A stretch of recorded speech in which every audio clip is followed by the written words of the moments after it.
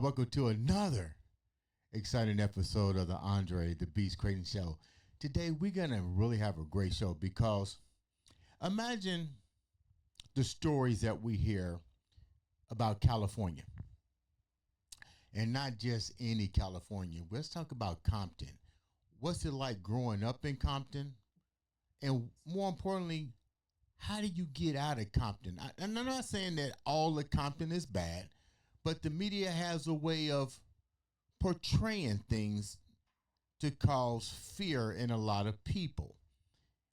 Today, we got a man who grew up in Compton, got into law enforcement, and basically has had a beautiful career, even though he came out of Compton. He's going to share his journey, a little bit about Tupac, a little bit about Biggie, a little bit about Suge Knight, a little bit about Death Row Record. But more importantly, we're not here to go with conspiracy theories. We're here to talk about this man's beast mindset, how he survived coming out of Compton to have the career in which he had. Let's welcome to the show the one, the only, Mr. Reggie Wright to the show. What's up, big dog? Oh, man, respect, man. It's an honor to be invited over on your show, The Beast. Appreciate you inviting me and having me on your show, brother. I appreciate that. Reggie, before we get started, because your resume is pretty thick here. So let's start from the beginning. Did you grow up, were you born in California in the Compton area? Actually, in the Compton area, but actually I'm a boy. My parents both came from the Imperial Courts housing projects, which is in what we call Watts, California. Wow. And they met in the Imperial Courts housing projects, and then I was, conceived, and I lived over there. My mother would get mad whenever I say I lived in the project. She said, "Boy, you ain't never lived in the project." But it was on a street called 115th Street, Right. which is just on the other side of Mona, Right. and so it wasn't actually in the projects. But that's where I was born and raised up until about the age of 6.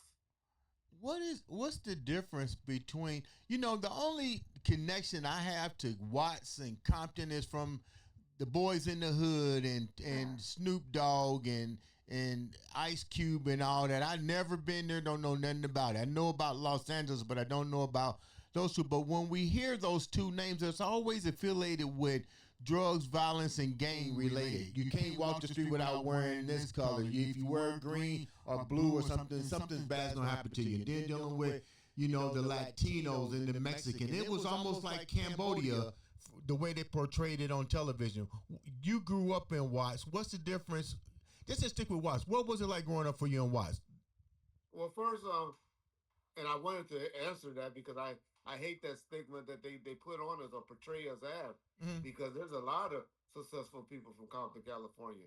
Really? We can sit up here and I could put a NBA All-Star basketball team from Compton, California, or NFL football team, or our girls Venus and Serena Williams in there. Wow. But Anthony Anderson as an actor and stuff. So there's a lot of successful people from the city of Compton. If we just talk about entertainment, right? I'm not even talking about doctors and lawyers and people like that. So let's not do that. But of course, the media portrays a lot of the negative things that go on in the city of Compton, because in the 80s and the 90s, the crack cocaine era, right, there was a lot of guys that were,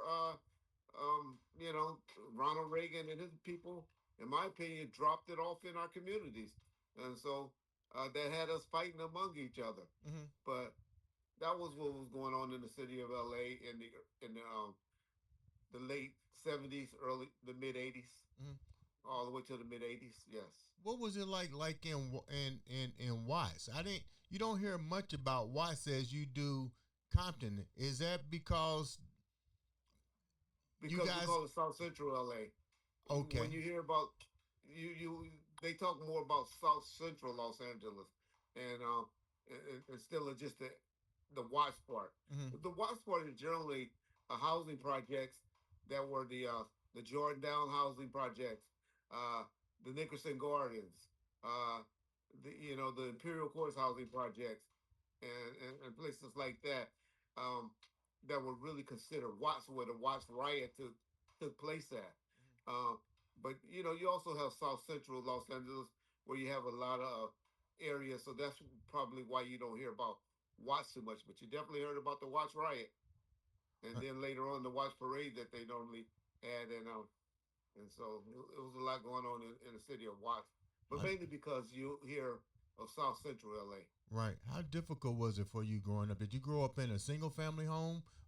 Uh, like I said, you didn't realize that you were supposedly quote unquote broke or in poverty growing up Right. Right. because your parents made things happen for you. Right. You could look at me and tell I never missed a meal in my life, but you know, but uh, you didn't realize it. You Right. didn't realize that you was quote unquote not financially or economically as privileged as some other people were. You Mm-hmm. didn't realize that until you got older and you start trying to make things happen on your own. I can honestly say I grew up my whole teenager or childhood life. I didn't know that I was, I knew I wasn't on TV. I wasn't Right. living like a Fresh Prince of Bel Air, but you couldn't tell me I was broke or my parents was broke. What was it? Is how much truth is this? Like, if you lived in South Central, we saw the movie. How much of that is accurate? How much is fiction? Like, did you have friends in Compton and Long Beach or was how much of that is actually true and false? You generally stayed in what you call your neighborhood, your territory, and pretty much only dealt with kids uh, that went to schools with you Mm-hmm. or played little league sports with you. With the basketball or baseball. That's the only time you really ventured out of your neighborhood. We didn't have like the AAUs, basketball camps and stuff like that, where all these kids meet each other and stuff like that. You pretty much just play with kids in your area. Mm-hmm. Uh, you'll have all-star games, but quite frankly, you never made it too far out of the all-star league where you know, I don't remember any of our teams ever making it, past maybe regionals or something like that. Right. Right. So, the most that you'll heard where you met other kids from other area is when your family or your school took you to Disneyland or Knoxbury Farm. That's when you saw other kids Mm-hmm. from other areas, as far as I remember. Um, but what we see as far as the game, you got so many different type of things because you have three sets of kids. I always try to say that in growing up, and we all really kept to ourselves. Really. You had the game members, then you had the guys that were athletes, Mm-hmm. and then you had the ones that we call them geeks, but they wasn't geeks. They generally probably our bosses now. But you had people like that grew up in the community, and for some reason we all protected each other. Right. The athletes they clicked up and they wasn't scared of the game members, and the game members definitely they didn't mess with the athletes. The geeks they just stayed in their little area, Mm-hmm. and so generally, as I remember growing up, Mm-hmm. everybody just were clicked with themselves. The game members very rarely victimize people outside of the games. Mm-hmm. You may take their jacket or Right. mess with them at the bus stop or something like that. But just going out shooting them for no Right. reason, accidents happen. Right. Where unfortunately sometimes the wrong person got shot or something like that. But they generally were trying to get someone else or a family member when stuff like that happens. So you walked around there in fear, knowing that where you was at, Mm-hmm. but you didn't fear it. Right. If that makes sense. Yeah, You know, because you I've you, heard you knew I've it heard could Ice. happen, but you didn't fear it. Yeah, I heard Ice T talk about Tukey Williams and all this kind of stuff, and he pretty much said what you said. It's um, there was really nothing to fear. So why do you? Now, this is a two-part question. Two-part question here. how did the portrayal of South Central, Compton, and Watts, and even with the riots, affect the the way the people in the community looked at themselves? Because you're being portrayed on a bigger screen, like I said, drugs, violence, murder, senseless murders. You know, you can't go outside. You know, oh, my baby got shot. How did the film industry in that particular movie, and even the rap, which we'll get into in a minute, Okay. the East Coast, West Coast stuff, how did that change the community in general now that you're on a bigger stage now? Yeah, well, pictures and movies like Colors and stuff like that Yeah. did expose other states or other parts of the country to what was going on in LA or the South Central Los Angeles area, Mm-hmm. which also was Compton is pretty much Compton. People that lived in the city of Compton or Linwood or even to Long Beach, some parts of Long Beach, Mm-hmm. they all came out of the housing projects. Most of the people that came from the South, they migrated to and the first place they went was to the housing projects, and then they got together and had their mother and father together, or the father or something got a halfway decent job and was able to go and buy that $28,000 to $30,000 house in the city of Compton back in the early 70s Mm-hmm. is what they were going for. Now the homes in Compton are going for 600, 700,000. Wow. But when my parents bought, I remember they paid like $28,000 for their home. Mm-hmm. Um, but I think to answer your question, it was just we just grew up in that area. We didn't know any better. That's just where we were all pretty much at. We were Mm-hmm. all region. Now you have people. We were like back then. The blacks who lived in one area. Mm-hmm. You had a few of the Mexican people, and the whites were. We used to have something called the white escape, where the black folks was buying up all their houses, and they were moving to another community and stuff. And so we didn't live together like we do currently Mm-hmm. out here in California.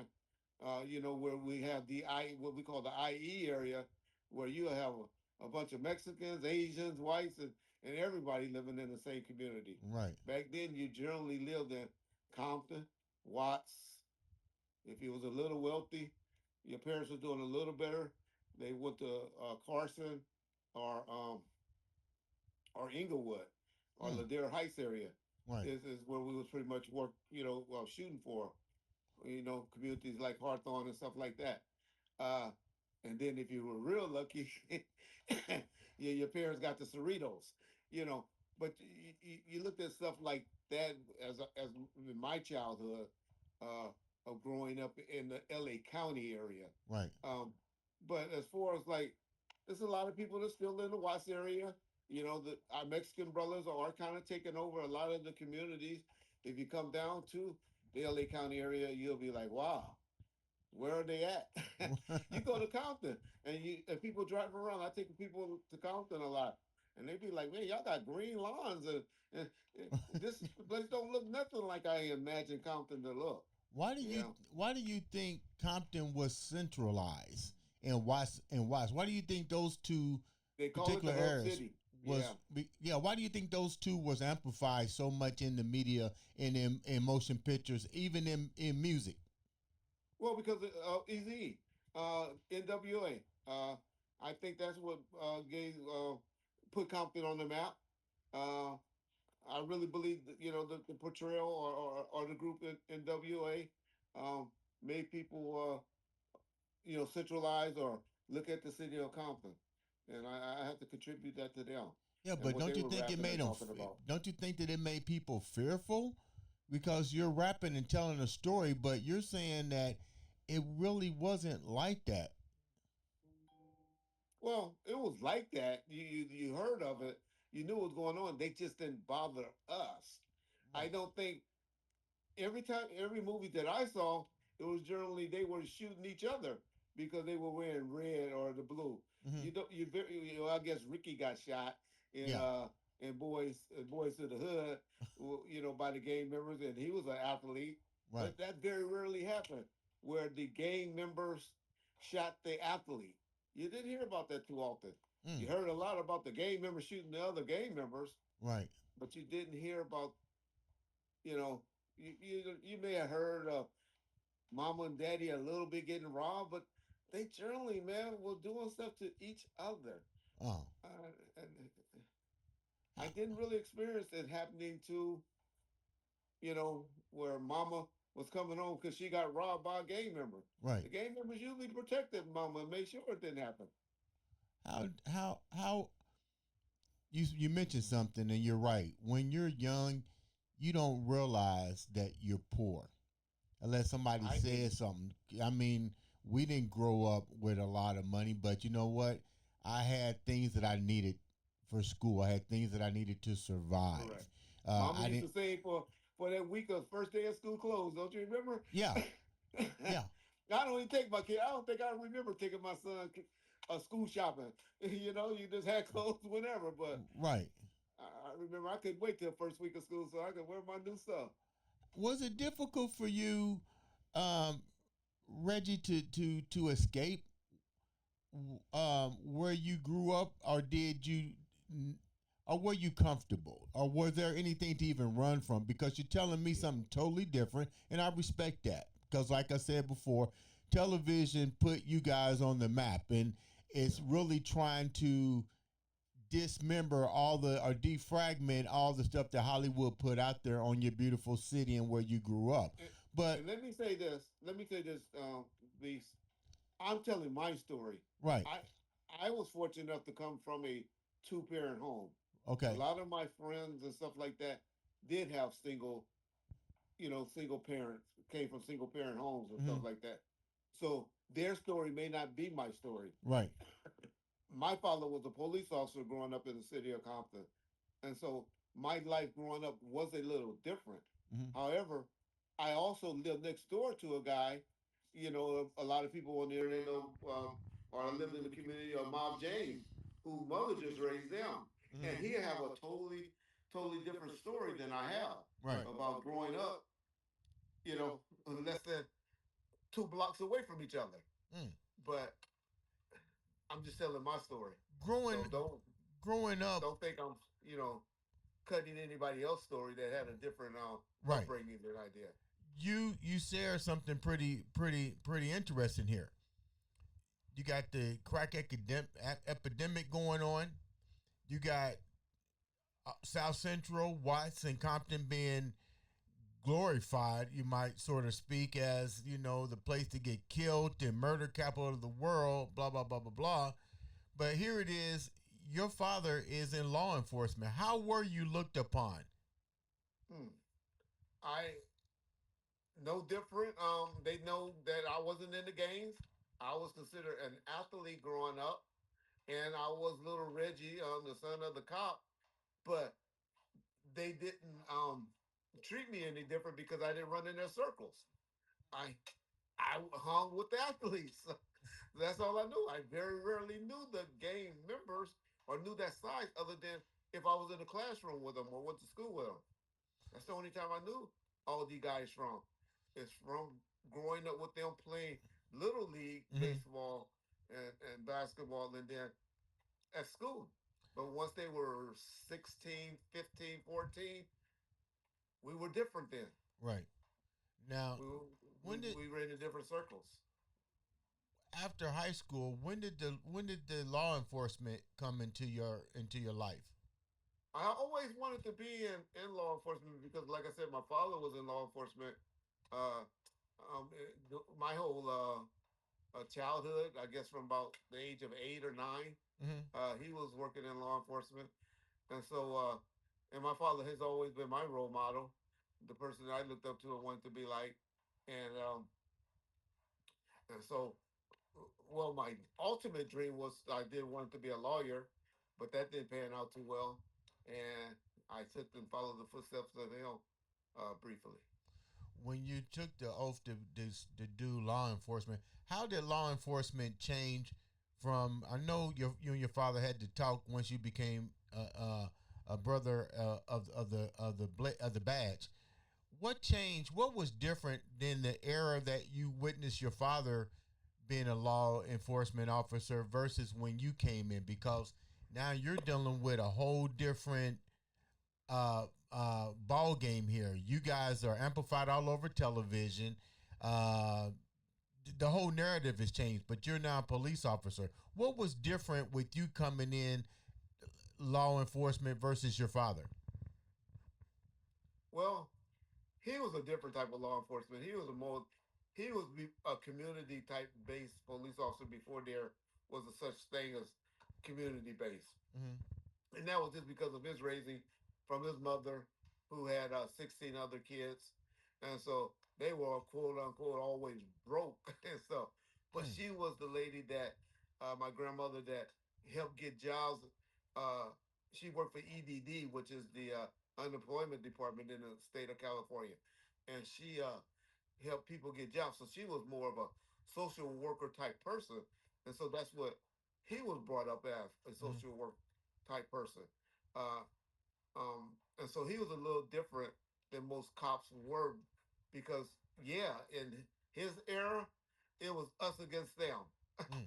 you know, the police were, having to fight with the Black Panthers, and y'all know how the Black Panthers Right. are of law enforcement then. Uh, um, gangs was just starting off.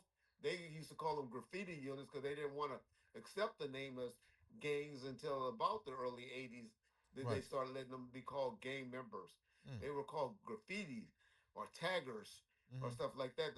That's how they looked at gang members until until they went and did what they did to that white girl, uh, in Westwood. If Mm. y'all don't know about that situation, and so he was in a different time. Mm. When I came on and when I started, I was in the crack era, Right. uh, where guys were walking. They had $3,000, $4,000 in their pocket at a time. Uh, Wow. because they were making money from selling the crack cocaine. The rappers were talking about it, so everybody wanted to have the Samurai Suzuki Jeeps and or the nice Regals or Monte Carlos or the Oldsmobiles and stuff like that. And so they were a different era because they had a little bit more street money in their Mm-hmm. pocket. Mm-hmm. They didn't. We None of us owned anything, or none of them owned anything, Mm-hmm. but they had $3,000 in their pocket at any time because of how they were, pushing that little rock cocaine. The other bad part of it is you had the gang members that were profiting from it, but then you also had your sisters and your aunties and other people addicted to it Right. that would rob grandma to get that fix. Mm. And so Mm. that's what I experienced and had to learn how women were out there just selling their bodies, doing whatever, so they could get some money for that rock and that cocaine. And guys hanging out on the street, and grandma calling mad because there's 10 guys standing in front of their house, pushing that drugs, and they wondering what is law enforcement going to do about it? Why are all these guys standing there? Why can't I have neighbors come over to my house, or people scared to come to my house because all these guys standing in front of the house selling drugs? How So did those are the different eras that we went through from the right '70s to the '80s. when you was in law enforcement? What was your role? What did you what? I know you probably went in to make a difference in law enforcement, but give me some examples of how that job became difficult for you because you've been amplified, like I said, through the media, through radio, through this and this. Now you're part of the law enforcement. Give me like at least three moments that was really impactful during your time as a Compton police officer. Yeah, me, well, I was in the Fuck the Police era. IC, I came out with that big song, or NWA, I came out with that big song, and And Cop so Killer too. Remember Cop Killer? yeah, and Cop Killer. Yeah. And then you also had people now having VH recorders where, like, now there's nothing to pull out a phone or tape. But back then, you get caught on tape doing some stuff because back then the cops were brutal. Mm-hmm. Cops was doing things that they had no business doing in their mind to combat. what was going on. But now people were starting to, as we learned from the Rodney King situation and all of that, Mm-hmm. when they pull out that camcorder, and once you get caught doing those things that you was doing as a cop, you better watch out because you'll be on the other side of the law, you Mm. know, or possibly facing that. Mm-hmm. So that was the era that I was in, where cops used to get away with a little more in the mid '80s than in the '90s, where you had to kind of watch yourself and watch what you were doing because people, you had just had the riots, they were rebelling and people were uniting together and they would go against law enforcement and all of that. People were tired of the getting beat down after because you ran from the police and stuff like that. The old Chief Daryl Gates era was over, where the guys couldn't be calling people monkeys and stuff like that. As we found out in the OJ trial, uh, how cops used to talk on their police communications and stuff like that. So Now, it was stuff like that. The difference from my pops and them era that they were able to get away with, that in my era that I didn't be able to get away with. But it was mainly I was kind of different because I was young and right. I was policing mainly guys my same age, Okay. and that caused a lot of problems. We don't mind taking orders or being disciplined by people older, but man, to be your same age or younger, a Right. person younger than you, policing you, those was the experience or the things that I remember that was different because I was 19 to the age of 21, 22, and that's what most of the guys that age that we were dealing with that was out there calling what we call problems Let or me what I ask. would have considered was Let problems. me ask you a question, Reggie. You mentioned something. I remember the Rodney King beatdown. You're in law enforcement and you see these things. How, Yeah, how was the tension among the police themselves, the yeah, black versus the white? Because yeah, you just said there were officers doing things that they wouldn't be getting away with today. Like, correct. what was the tension like? Let's call it what it is in the locker room. Yeah, you didn't know that you was doing anything wrong until they put that on TV and the attorneys started breaking it down and you saw people getting indicted and going to jail and having to go in the courtroom. Then you was like, whoa, because this was a norm. What happened to Rodney King prior to that happening to Rodney King, I probably saw 50 times, Really?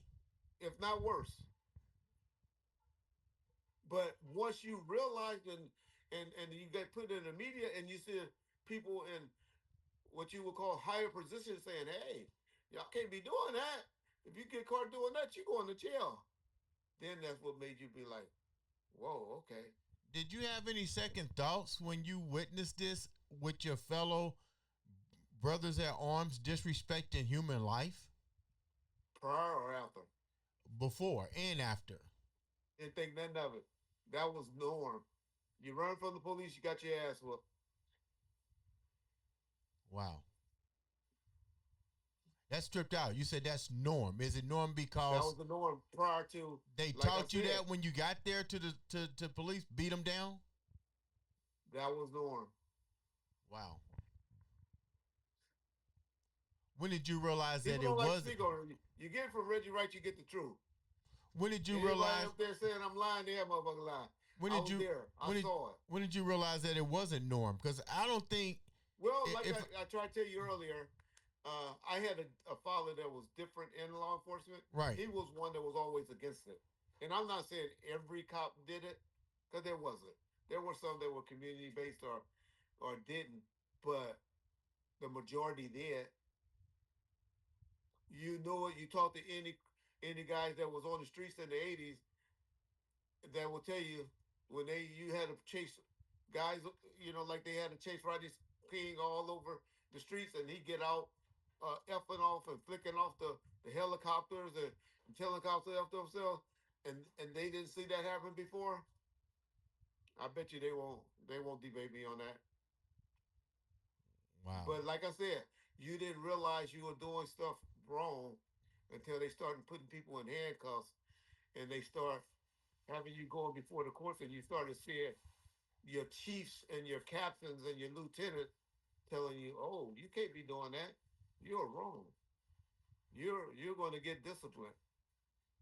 Mm, mm. Let me ask the question. When did you decide to leave the Compton Police Department? It wasn't that I decided.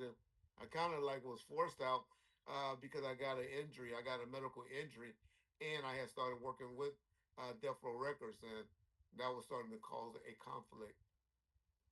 That's And, tough. and That's that was tough. in 1996. Let's talk about 1996. You wind up going to death row. How did that come about? Suge and I and most of the guys, like I said, grew up in grew up together, uh, um, childhood friends, and um, I kind of had got a little reputation, and my father had a big reputation in the city, Mm-hmm. uh, and we had got and he had got some intel that some of the guys that were working for Suge that were planning on robbing him and extorting him for money Mm. because he had death row going on and he was doing big things. He had been about 2 or 3 years in the business and was doing great things. And we got the intel to him, and he pretty much asked us to come over there to protect him, to try to keep those guys at bay. Now, did you know? Did you, let me make sure I'm understanding this right? You knew Suge from being Yeah. from your childhood years. We knew each other from ever since about the third grade. He's a year older than me, so he was probably in the third grade, and I was in the second grade when I my first remembrance of him. But mainly just from playing. He played baseball and football and played against each other. Mm. We lived about 3 or 4 blocks away from each other, and back then you pretty much stayed on your street Right. or in your area, so you just knew each other from school and stuff like that. What But is? we did go to high school together, Mm-hmm. and that's when we played high school football together, and we became closer. I Mm-hmm. would never call us best friends or anything like that Right. at that point, but we knew each other and we dealt with each other. When he gave you the offer to come and work for him, you knew each other, but you really wasn't close. Did you guys? Now that you're working for him, did you keep it like that, or did you become? Did the business relationship become a little bit closer, which means now you got to bond with him to some degree, or did you just keep it neutral? Uh, Initially, it was professional. Uh, that relationship grew, and it probably grew closer once uh, he went to prison, and he needed somebody that he could trust. And by then, I think I had showed him a little bit of trust, and then I hope that the trust have grown, and and then it got better, and then you know, at one time, some people would have said we were like brothers. Mm. You wouldn't know it today, the way we'd be arguing and tapping at each other on the internet. Mm-hmm. But uh, but if some other people listen to us and have heard us talk, they would be like, y'all are crazy. Because one minute y'all arguing, the next minute y'all Right. laughing and hee hawing. And that's just how our relationship has been Now, of what's your late. relationship like now? I mean, to be somebody's bodyguard and security, that speaks volume.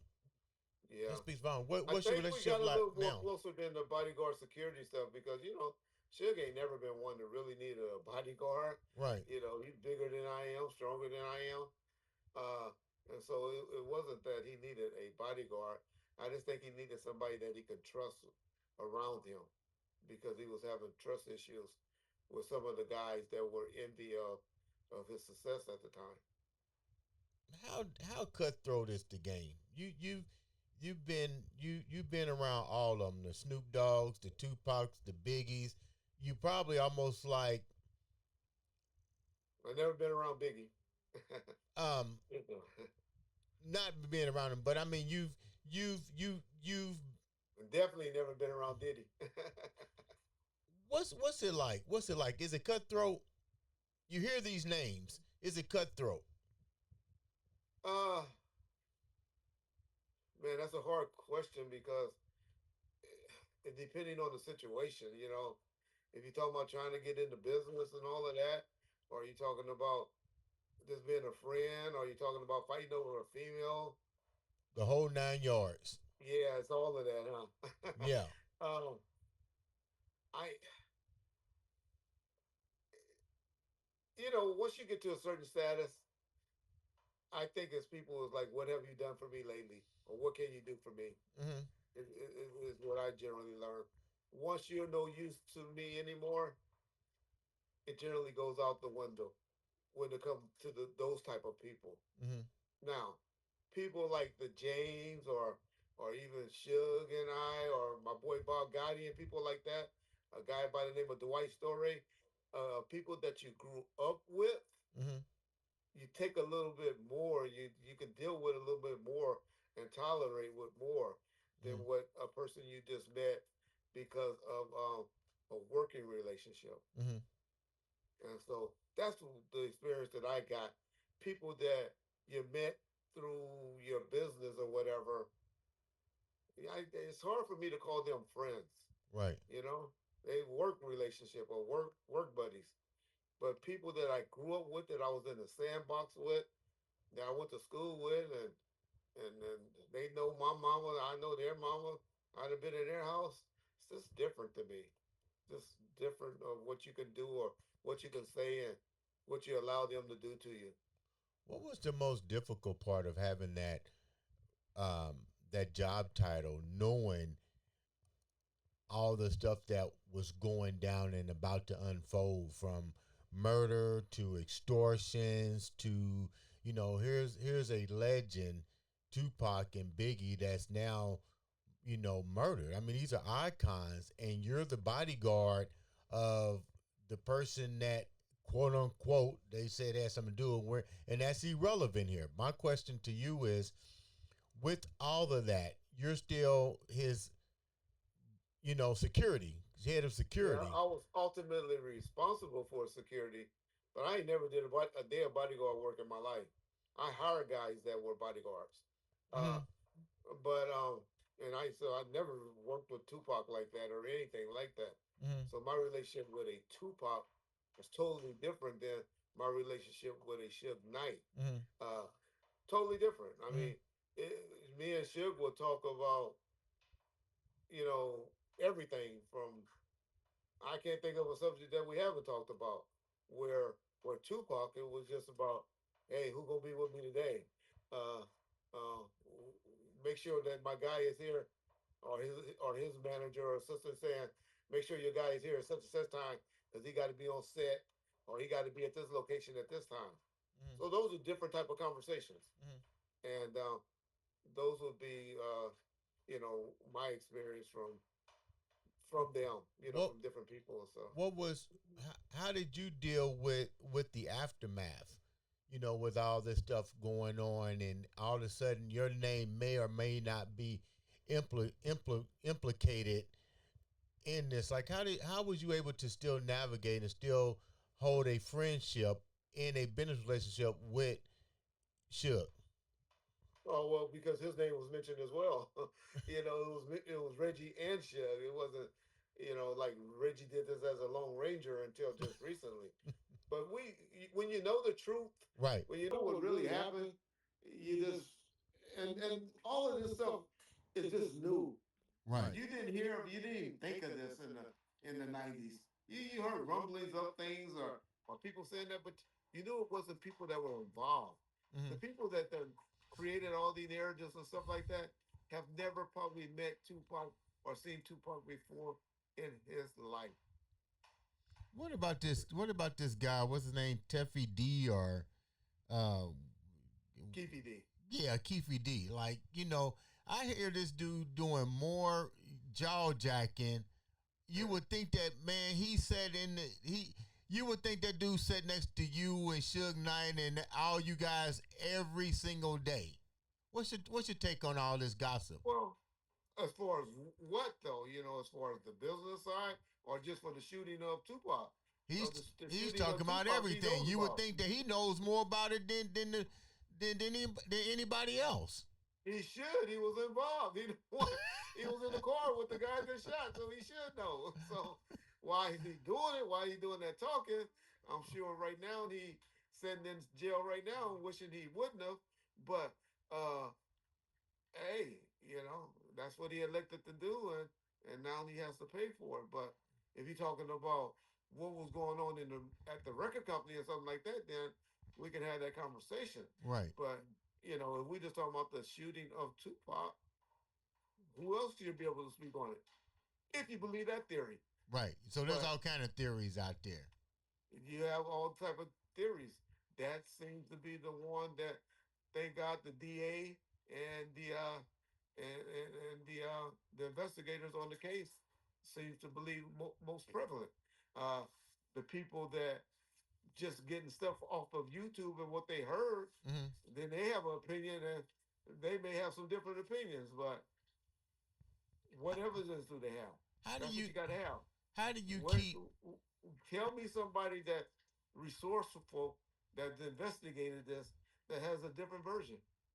You how can't. how do you keep your family protected from all of this? You have a wife. How do you and your grandfather? How do you keep your kids and your family protected from the gossip and your relationship with Suge? How do you keep going and not have your name tarnished? To be honest, that's why I came on the internet. If you look up anything about me, nobody knew who Holly the Reggie Wright looked until about 2014, Mm, which was like what's that? 10, 14 years? mm, 14 years to 16 years mm-hmm. after the death of Tupac. Nobody knew. Couldn't find a picture of me. Didn't know. Didn't didn't know who Reggie Wright was. But it was because my son had the same last name, and I was seeing all of the white folks that had nothing to do with Death Row, Tupac, or anything doing documentaries and you know saying bad things on my name. They made me come out and defend it Mm-hmm. and to get involved in it. Like what were I they? hate What that I was they did it. saying? What was they saying about you, Reggie? Uh, That was tarnishing your name. That you had to come out and say, "Hey, you wasn't in the studio. You wasn't in the car. You wasn't this. You was. You don't. All this is bull crap." Well, the statements were that I wanted to take over Death Row with Suge's wife or ex-wife, and we conspired, and we was trying to kill Suge and Tupac, so we can take control over the company. Is what the theme were, and then people were starting to say because they want to believe that it was as simple as some gang banging activity going on. Right. That it had to be bigger than that. It had to be cops that could shoot, the expert. Man, a crook on the street probably could shoot a gun better than I can. But it had to be somebody that had all this training and all of that did this because the guy Tupac couldn't have just died like that. He Right. he would have never died like that. That would have never happened to Tupac. Right. And it's kind of sad that when you think about it, it has been some years, but it's funny that we can't come up with the real reason why two senseless murders happened. We have. But we People just coming don't want to out with, accept it. huh? We have. They have. Really? People just don't want to accept it Why do you think they don't want to accept it? because it was too simple. It was too simple. It had to be a bigger picture. It had to be because the government wanted Tupac dead. It had to be because Tupac shot two police officers that the police wanted them dead. Uh, it couldn't be just because he put his hands on a guy in the MGM lobby. They got in a car and they came and did a shooting. That don't sound right. That don't make sense. Stuff like that don't happen. Guys don't retaliate that quick. Guys wouldn't have been able to shoot Tupac like that Mm, because he moves like Michael Jackson move and all of that. right, No, Tupac wasn't moving like that. right, Tupac, you got plenty of pictures with Tupac out there, just him and one person, right, him alone and stuff like that. Show me a picture with Michael Jackson when he out there. I bet you he got 10 or 15 people around him. right. But people want to make Tupac Michael Jackson. And that's because they don't know the 90s. They just know 2025. Mm, mm, mm. What was the biggest thing that you had to that you wanted to clear up about your name and you being implicated in this? Just the truth that just that I had nothing to do with it, and this is why are y'all listening to these people that had nothing to do with it as well? In their opinion, why? Well, here's the truth. Here's my version of what happened.